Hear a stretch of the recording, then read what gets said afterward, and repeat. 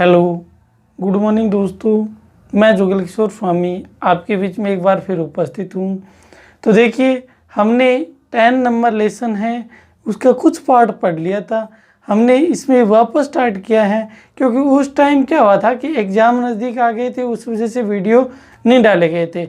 अब क्या हुआ कि इसमें लॉकडाउन के चक्कर में ये एग्ज़ाम है वो एक बार पोस्टपोन्ड हो गया था, इस वजह से हमने एक बार वापस वीडियो डाल रहे हैं जो 10 नंबर लेसन के हैं और अपने ज्योमेट्री के सारे वीडियो डाले हुए हैं। तो हमने क्या है कि लास्ट वीडियो में पहला और दूसरा क्वेश्चन कर लिया था। अब हम इसमें थर्ड क्वेश्चन है। क्वेश्चन नंबर थर्ड में ये बताया गया है कि कोई तीन असंरेख बिंदु हैं, कोई तीन असंरेख बिंदु से समदूर बिंदु का बिंदुपथ। अब देखिए, इसका ये तीनों बिंदु हैं, इन बिंदुओं का समदूर बिंदु का बिंदुपथ। ये बिंदु, इस बिंदु का नाम दे दिया ए और इस बिंदु का नाम दे दिया बी, इन दोनों को मिला दिया। इन दोनों बिंदुओं का समदूर का बिंदुपथ है वो ये है।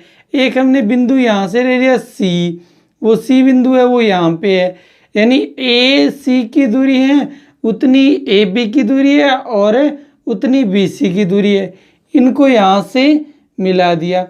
अब इन दोनों का बिंदुपथ है वो यहाँ से जाएगा तो वो ऐसे जाएगा, यानी यहाँ पे वो 90 डिग्री का एंगल बनेगा और यहाँ पे भी 90 डिग्री का एंगल, क्योंकि इसको समद्विभाजित करेगा।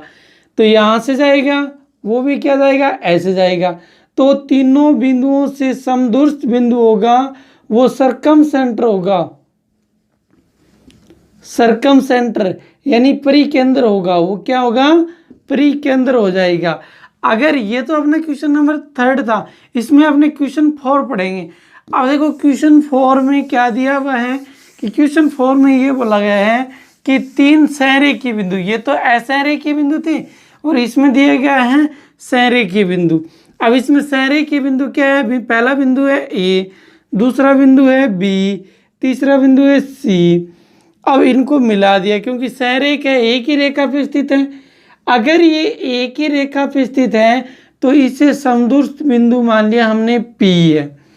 अगर ये समदूर बिंदु P है तो हमने थ्योरम पढ़ी थी, एक थ्योरम में हमने ये पढ़ा 10.1 थ्योरम में ये पढ़ा था कि कोई भी दो बिंदुओं से समदूर बिंदुपथ होगा वो उस रेखा पर क्या आएगा, लंबमार्धक होगा। तो यानी इसको यहां से मिला दिया P को। अब अगर ये इसका समदूर, ये दूरी और ये दूरी बराबर होगी तो यहाँ पे क्या आएगा, 90 डिग्री। जबकि यहाँ से कोई भी एंगल आएगा वो 90 डिग्री एंगल नहीं बनाएगा, क्योंकि 90 डिग्री का एंगल आएगा वो यहाँ पे सीधी आएगी लाइन, यहाँ से समद्विभाजित कर सकता है इसको, क्योंकि ये साइड यहाँ से आके समद्विभाजित कर सकती है, लेकिन यहाँ पे 90 डिग्री का एंगल नहीं बना सकता यहाँ से। तो यहाँ से भी क्या है कि जो भी रेखा आएगी वो माना एम है, वो यहाँ से आएगी, वो यहाँ पे 90 डिग्री का एंगल नहीं बना सकती, क्योंकि यहाँ पे इसको समान दो भागों में विभाजित कर सकती है, यानी यहाँ पे 90 डिग्री का एंगल नहीं बना सकती। तो ये 90 डिग्री का एंगल बनाएगी वो एक सीधी लाइन आएगी। तो एल है वो क्या है कि ए बी पर या ए सी पर क्या है, परपेंडिकुलर है। एम है वो भी क्या है, ए सी पर परपेंडिकुलर, यानी एल और ये 90 डिग्री का एंगल बना रहा है तो इसका मतलब एल और एम क्या है, पैरेलल है। एल और एम पैरेलल यानी समांतर है। क्यों, क्योंकि 90 डिग्री का ये है और 90 डिग्री का ये है। जब दो लाइनें पैरेलल होती हैं तो उसके जो क्रमागत कोण आएगा, जो भी एंगल आएगा उसका मान आएगा 180 डिग्री। तो यहाँ से 90 और यहाँ से भी 90, 90 90 क्या आ गया, 180। तो इन दोनों में क्या नहीं आ रहा है, कोई भी बात है वो कॉमन, पैरेलल आ रही है। तो इसमें और इसमें कोई भी बात है वो कॉमन नहीं आ रही है। तो कोई भी, तो यहाँ लिखना पड़ेगा, अतः तीन संरेखीय बिंदु से, तीन संरेखीय बिंदु से बिंदु का कोई बिंदु पथ नहीं होगा। अब अपना क्वेश्चन था वो क्वेश्चन नंबर 3 और 4 था, बेसिक क्वेश्चन था, ना ये एग्जाम में आने वाले क्वेश्चन थे, अपने को बेसिक अपना नॉलेज बढ़ाने के लिए क्वेश्चन था। अब देखो हम क्वेश्चन कर रहे हैं 5। क्वेश्चन नंबर 5 में क्या बोला गया है कि एक रेखाखंड है जिसका नाम है ए बी, ये है ए और बी, इनसे कोई सर्कल गुजर रहे हैं, इस प्रकार सर्कल गुजर रहे हैं, बहुत सारे सर्कल गुजर रहे हैं, हमने एक ही सर्कल लिया है, इस सर्कल का सेंटर है यहाँ पे।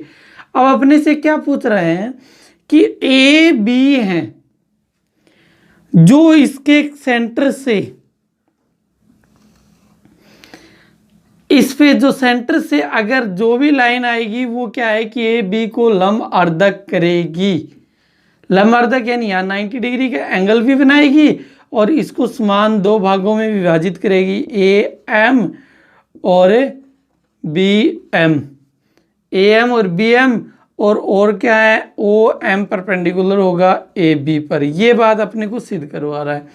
सबसे पहले यहाँ देखिए सर्कल है तो यानी ओ ए इजिकल टू आ गया ओ बी। क्यों आ गया? क्योंकि ये क्या है, एक ही वृत्त की क्या है त्रिज्या है, एक ही वृत्त की त्रिज्या। अगर एक ही वृत्त की त्रिज्या है तो ये साइड और ये साइड क्या आ गई, इक्वल आ गई। अब अपने ये 2 बिंदु आ गया।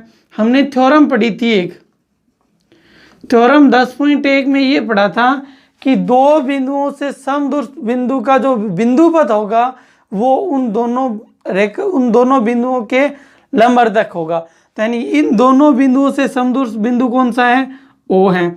ओ है तो इस पे क्या होगा, लंबवर्धक होगा। तो यानी 2 समान बिंदुओं से समदूर बिंदु का बिंदु पथ क्या होगा, लंबवर्धक होगा। तो यानी ये लंबी है, 90 डिग्री का एंगल भी बना रहा है और यहाँ पे इसको समान 2 भागों में भी विभाजित कर रहा है। बस इतनी बात अपने को लिखनी होती है। अब यहाँ से देखिए कई बार क्या होता है कि अपने दिमाग में आता है कि ये 2 ट्राइंगल बन गए और 2 ट्राइंगल बन गए तो हम इसको दोनों त्रिभुजों से सिद्ध कर दें, कि हम सिद्ध कर दें कि 2 ट्राइंगल, यहाँ पे बता रहा हूँ मैं कि ट्राइंगल ओ ए एम और ट्राइंगल ओ बी एम, इनसे सिद्ध कर दे। सबसे पहले हम ओ ए को सिद्ध कर दें ओ बी के, फिर कर दे ओ एम और ओ एम सिद्ध कर दे। फिर हम ये कह सकते हैं कि ये साइड, अब अपने को एंगल चाहिए तो एंगल हम कर नहीं सकते क्योंकि अपने को तो ये यहाँ पे 90 डिग्री सिद्ध करना है और ये साइड सिद्ध करनी है, 2 बातें सिद्ध करनी है। अब आगे अपने कौन सी, अब अपने एक बात दिमाग में आती है कि ये ओ ए ओ बी क्या है, समद्विबाहु त्रिभुज है। ए ओ बी क्या है, समद्विबाहु त्रिभुज है। तो ये एंगल और ये एंगल क्या होंगे, इक्वल होंगे। तो यहाँ से ये रूल हम है जो लगा नहीं सकते हैं क्योंकि ऐसे एस रूल लगता है। ऐसे एस रूल लगाने के लिए तभी ऐसे एस रूल लगेगा जब 2 भुजाएं हमने बराबर सिद्ध किए हैं, उन भुजाओं के बीच का कोण, तो हमने तो ये भुजा ली है और ये भुजा ली है तो इसके बीच का तो कोण ये आ गया, जबकि ये कोण तो है ही नहीं। ये भुजा और ये भुजा ली है तो इसके बीच का तो कोण ये आ गया, इसीलिए ये रूल नहीं लगेगा। अपने का शॉर्ट ट्रिक यही है, छोटा सा क्वेश्चन बनता है। अगर आपने इस मेथड से किया है तो गलत किया है, ये मेथड नहीं लगेगा।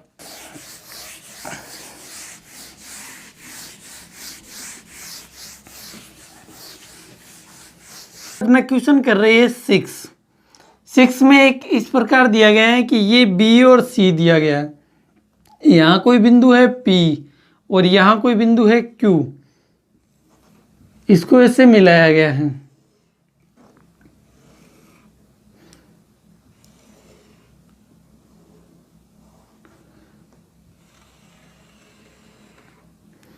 ये साइड इस साइड के इक्वल है, ये साइड है वो इस साइड के इक्वल है। जो अपने को ये तो एक 90 डिग्री का सिद्ध करना है, यहाँ भी 90 डिग्री का सिद्ध करना है। अपने को एक तो ये बात सिद्ध करनी है कि पी क्यू है वो परपेंडिकुलर है किस पे, BC को इसका नाम रख दिया हमने O, BO और CO क्या है, इक्वल आ रहा है। तो ये बात अपने को क्या करनी है, सिद्ध करनी है। तो सबसे पहले ये देखिए कि B तथा C से समदूर बिंदु P है। B तथा C से समदूर बिंदु क्या है, P है। कैसे पता चला कि समदूर है, क्योंकि अपने को दे रखा है BP और CP बराबर दिया हुआ है अपने को। अगर ये समदूर है तो PO है, PO BC पर लंबवर्धक होगा।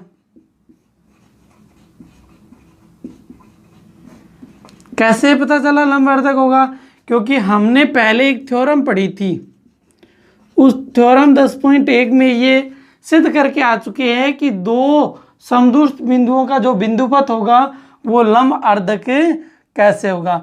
तो PO है वो BC पर क्या है, लंबवर्धक है। तो ये अगर लंबवर्धक होगा तो BO इजिकल टू क्या है, CO है। और PO परपेंडिकुलर है किस पे, BC पर। ये कि ये बात सेम यहाँ से लिख देंगे, क्योंकि ये साइड और ये साइड क्या दे रखी है, इक्वल दे रखी है कि बिंदु B तथा C से समदूर बिंदु Q है। समदूर बिंदु क्या है, Q है। B तथा C से समदूर बिंदु क्या है, Q है। तो हमने थ्योरम 10.1 में ये बात, इस प्रमेय में हम ये बात पढ़ चुके थे कि ये क्या है कि समदूर बिंदु यानी समान दूरी पर है। तो हम ये बात पढ़ चुके थे कि अगर कोई दो बिंदुओं से समदूर बिंदु का जो बिंदुपथ होता है वो उन पे क्या होता है, लंबवर्धक होता है। तो ये बिंदु क्या आ गया, इससे समान दूरी पर आ गया। अगर ये इससे समान दूरी पर है, B तथा C से समदूर बिंदु है, तो B तथा C से समदूर बिंदु है, तो हम यही बात लिखेंगे कि BQO BC पर लंबवर्धक है, BC पर लंबवर्धक है। अब लंबवर्धक का क्या अर्थ हुआ, लंब का अर्थ हो गया 90, अर्धक का अर्थ हो गया आधा। तो अपने क्या है कि BO इजिकल टू क्या आ गया, CO आ गया। और QO परपेंडिकुलर यानी लंब है किस पे, BC पर। अपने को क्या सिद्ध करना था, यहाँ पे भी 90 डिग्री का एंगल बना रहा है, यहाँ पे दोनों साइड में, यहाँ 90 डिग्री, यहाँ भी 90 डिग्री, यहाँ भी 90 डिग्री, यहाँ भी 90 डिग्री। ये साइड है वो इस साइड के इक्वल हो गई, और ये क्या आ गया 90 डिग्री। यही तो बात अपने को सिद्ध करनी थी। तो ये अपना क्वेश्चन नंबर कौन सा आ गया, 6 आ गया। क्वेश्चन नंबर 7, ये अपना क्वेश्चन नंबर 6 था। अब हम क्वेश्चन नंबर कर रहे हैं 7। क्वेश्चन नंबर 7 में क्या दिया हुआ है, रेखाखंड दे रखा है, उसका नाम है QR, और यहाँ पे कोई बिंदु है P और यहाँ पे कोई बिंदु है S, और इसको अपने को मिला के दिया हुआ आकृति कि ये साइड है वो इस साइड के इक्वल है, और ये साइड है वो इस साइड के इक्वल दी हुई है। और अपने को यहाँ से ये पूछ रहे हैं कि जो चीज़ अपने को सिद्ध करनी है, अपने से जो चीज़ प्रूव करवा रहा है, सिद्ध करवा रहा है, वो ये करवा रहा है कि PS परपेंडिकुलर है किस पे, QR पे। इसका हमने आगे बढ़ा दिया, इसका नाम रख दिया M। तो हम इसको सॉल्यूशन करेंगे। सबसे पहले अपने को एक चीज़ दिया हुआ है कि QP और RP इक्वल दिया हुआ है। यहाँ से दे रखा है QP इजिकल टू क्या दे रखा है, RP दिया हुआ है। तो यहाँ से अपने लिखेंगे कि Q बिंदु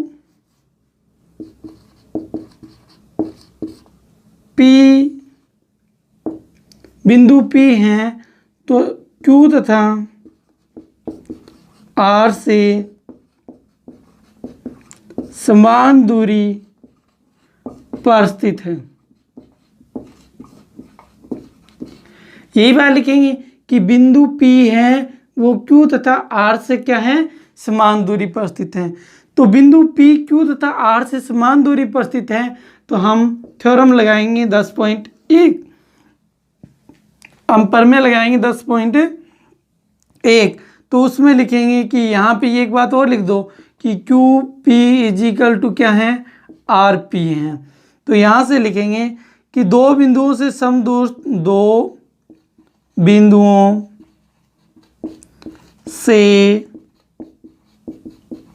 समदूर बिंदु का बिंदुपथ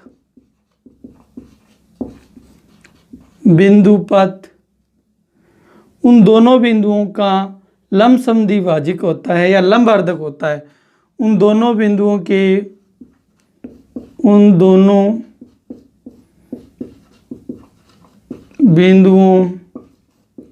के लंबवर्धक होता है।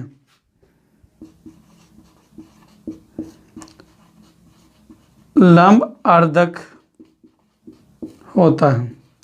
ये हम थ्योरम 10.1 में सिद्ध भी कर चुके हैं कि क्यों होता है। तो पी एस यहां से लंबवर्धक हो गया कि पी एस है वो क्यू आर पे परपेंडिकुलर। अब आपके दिमाग में आ रहा है कि ये रेखा तो पी एस तो यहां तक है, जबकि आपने तो लंब यहां पे पी क्यू आर पे तो लाइन आई नहीं ना, और क्यू आर पे नहीं आई, आप यहाँ पे क्यू आर क्यों लिख रहे हो? क्योंकि अगर इस रेखा को पी एम लंब है, अगर मैं यहाँ से लिखूं कि पी एम क्यू आर पे लंब है, तब तो आपको ये बात अच्छी लगती है कि भी यहाँ लिख रहे हैं। क्यों? क्योंकि यहाँ पे ये लाइन आ रही है। तो अगर पी एम का ही पार्ट है ये पी एस, पी एम यानी पी एम भुजा इस पे लंब है, तो पी एस भी इस पे लंब होगी या नहीं होगी? क्योंकि ये इसी का तो पार्ट है, पी एम का तो पार्ट है, क्योंकि यहाँ अपने को पी एस दे रखा था। अगर इसी प्रकार इससे करेंगे तो Q तथा R से, Q बिंदु S है वो क्या है, Q तथा R से क्या है, समान दूरी पर है। तो यहाँ पे Q तथा R से समान दूरी पर है, यहाँ ये लिखेंगे, यहाँ ये लिखा है जैसे QS आ जाएगा इजिकल टू आ जाएगा RP आ जाएगा। अगर QS और RP आ गया तो ये क्या हो जाएगा कि SM है वो किस पे आ जाएगा, QR पर परपेंडिकुलर हो जाएगा। क्यों होगा परपेंडिकुलर, क्यों होगा 90 डिग्री का यहाँ पे? क्योंकि ये समान, ये यहाँ पे ये लाइन लिखनी होगी, दो बिंदुओं से समदूर बिंदु का बिंदुपथ होता है वो उन दोनों बिंदुओं का क्या होता है, लंबवर्धक होता है। ये अपना क्वेश्चन नंबर क्या है, 7 है। अब हम क्वेश्चन नंबर 8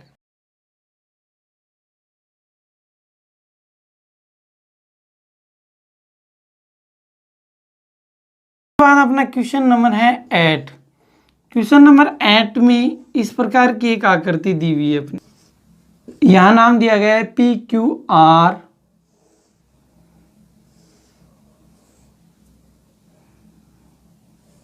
एन, यहां आ गया एम।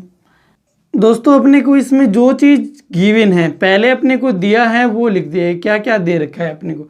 सबसे पहले ये कह रहा है कि पी एस है वो एंगल पी का लंबवर्धक है, यानी इसको नाम मैं 1 दे देता हूँ, इसको नाम दे देता हूँ 2। लंबवर्धक है, इसका अर्थ हो गया एंगल 1 है वो एंगल 2 के क्या है, इक्वल, यानी यह बराबर हैं। उसके बाद अपने को दे रखा है कि एस एन परपेंडिकुलर है किस पे, पी क्यू पर, और एस एम किस पे है, पी आर पे। जो चीज अपने से सिद्ध करवा रहा है, सिद्ध करना है, अपने से ये सिद्ध करवाना है। यहां से देखिए कि एस एन इजिकल टू क्या आ रहा है, एस एम। अब हम इसका कैसे, इसका सॉल्यूशन कैसे, इसका हल बनाते हैं, तो देखिए सबसे पहले हम क्या करते हैं कि अपने को वो ही ट्राइंगल लेंगे जिसमें अपने एस एन साइड और एस एम साइड दिखाई दे, वो हम क्या करेंगे, ट्राइंगल लेते हैं। तो अपने को यहाँ से दिखाई दे रहा है एक तो ये ट्राइंगल और एक ये ट्राइंगल। तो इस ट्राइंगल का नाम क्या रखते हैं? ट्राइंगल लेते हैं PSN और ट्राइंगल PSM। ये दो क्या हैं? त्रिभुज हैं। इन दोनों ट्राइंगलों को हम कॉन्ग्रेंट यानी सर्वांग सिद्ध कर रहे हैं। तो कैसे सर्वांग सिद्ध कर रहे हैं वो देखिए, क्योंकि सर्वांग सिद्ध करने के लिए अपने को कम से कम कितनी बातें चाहिए? 3 बातें चाहिए। तो देखिए इसमें अपने को एक तो ये दे रखी है कि 90 डिग्री का दे रखा है। तो इसमें सबसे पहले लिखेंगे एंगल 1 और एंगल 2। क्यों है? क्योंकि अपने को क्या दे रखा है? गिवन है। उसके बाद M और N और M, N आ गया और M आ गया। इसमें कितने डिग्री का दे रखा है? 90 डिग्री का दे रखा है। फिर देखेंगे PS इजिकल टू क्या आ गया? PS क्या आ रहा है? कॉमन आ रहा है। इसमें क्या आ रहा है? कॉमन आ रहा है। अब इसमें 3 बातें हो गई, पहली, दूसरी, तीसरी। कौन सा रूल लग गया? SAS, एंगल साइड एंगल, यानी कोण भुजा कोण नियम से त्रिभुज कौन से आ गए? ट्राइंगल PSN कॉन्ग्रेंट है PSM, यानी ये दोनों त्रिभुज के आगे सर्वांगसम आ गए। अब हम लिखेंगे कि सर्वांगसम आ गया, इसका अर्थ हो गया कि जो चीज सर्वांगसम होती है उसका सब कुछ क्या हो जाता है? बराबर हो जाता है। तो ये हमने क्या कर दिया? सर्वांगसम सिद्ध कर दिया। सर्वांगसम सिद्ध कर दिया तो इन दोनों त्रिभुजों की सब कुछ क्या हो गए? बराबर हो गई। अब त्रिभुज में सब कुछ क्या हो गई? या तो कोण हो गई या क्या होगी? भुजा होगी। तो हम यहां लिखेंगे कि सर्वांगसम त्रिभुजों के संगत कोण व संगत भुजाएं बराबर होती हैं।